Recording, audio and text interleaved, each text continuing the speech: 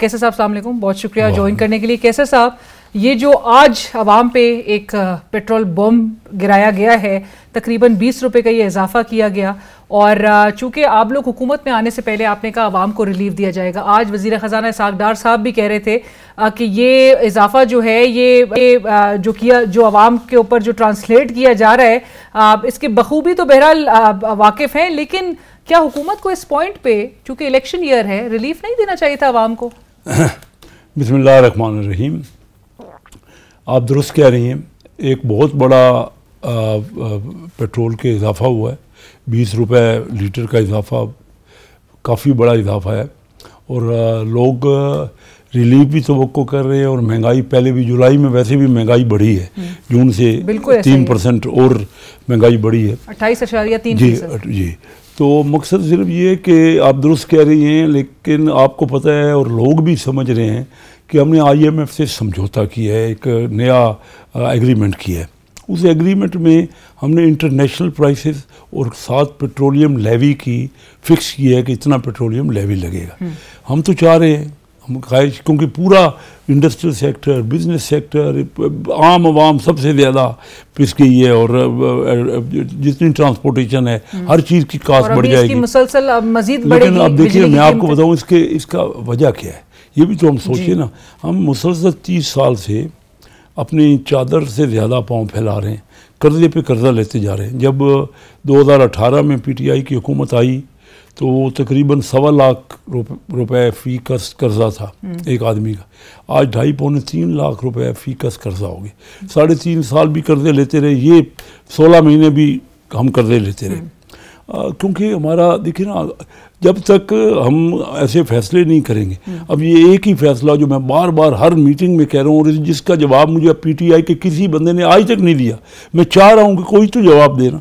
625 अमीर तरीन लोगों को 85,000, $3 बिलियन, 85,000 रुपीज़ का कर्जा नॉमिनल रेट पे 10 साल के लिए दे दिया गया।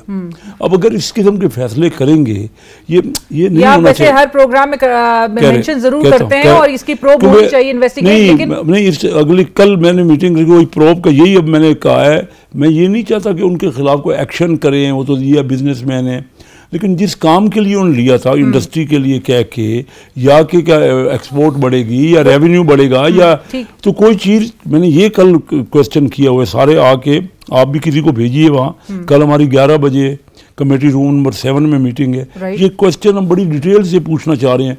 स्टेट बैंक का एक गवर्नर बाहर से आता है और वो उसकी मर्जी होती है, वो लगा देता है। देखिए, मैं आपको बताऊँ, ये सवाल आप किससे पूछेंगे वैसे?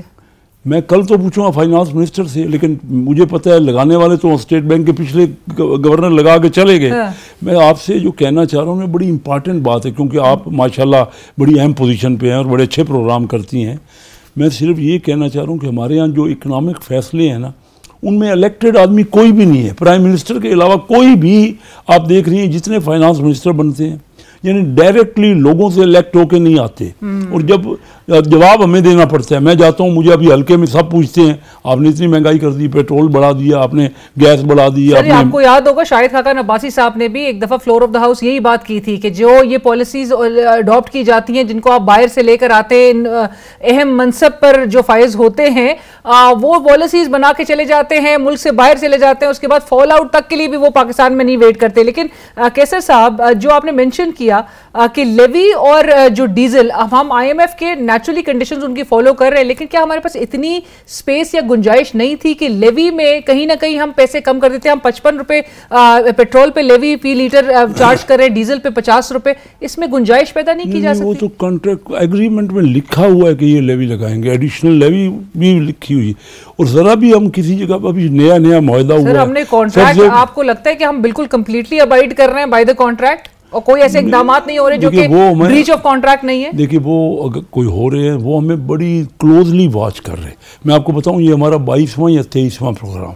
हमें ये, मैं आपको अच्छा नहीं लगेगा और मेरे शायद हुकूमत को भी अच्छा ना लगे, हम कॉन्फिडेंस नहीं दिलवा सके उन्हें, हमें एतबार ही नहीं रहा हम पे। बल्कि प्राइम मिनिस्टर साहब ने तो एक बार खुद कहा है बाहर जाके, हमने देखिए ना, वो जब तक उनको एतबार नहीं आएगा, हमें चाहिए ना कि हार्ड एंड फास्ट, जिस तरह हमको या कमिट ना करें या कमिट करें तो उनके मुताबिक करें।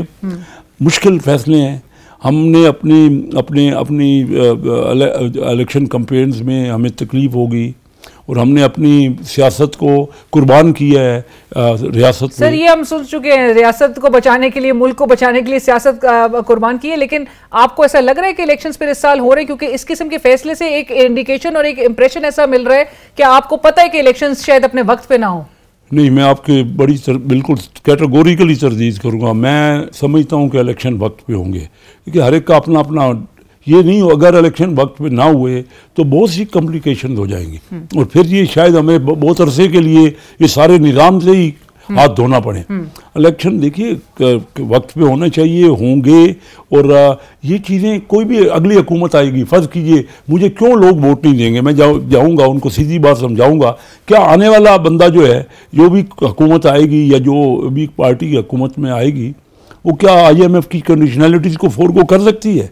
आगे उन्होंने भी कर्जा लेना है। साहब माजरत के साथ, लेकिन अवाम को IMF के साथ आप क्या मुआहिदा कर रहे हैं? पिछली हुकूमत क्या करके गई IMF के साथ? अवाम को इससे कोई सरोकार नहीं है। अवाम, आज मैं लोगों में गई थी, अवाम की चीखें निकल चुकी हैं। अवाम कहती थी कि आप उनको रिलीफ का वादा करके आए। सर अवाम के लिए तो जिसके घर में 5-6 अफराद हैं वो तो रोटी भी नहीं खा सकता। मैं आप बिल्कुल सही कह रही है, लेकिन क्या अवाम को जब मैं समझाऊंगा कि ये 85,000 करोड़ अमीरों को दिए, आप अवाम को करोड़ करोड़ भी देते और उस पर मामूली कर दे, वो तो अपना कारोबार सेट कर लेते। आपने कहा 30 साल से ये हो रहा है ना, 30 साल में तो आपकी जमात ने भी कितनी दफा ये जो पर्टिकुलर इतना, ये तो पहली बार हुआ है, मैंने कभी सुना ही। मैं भी 56 साल से बिजनेस में हूँ।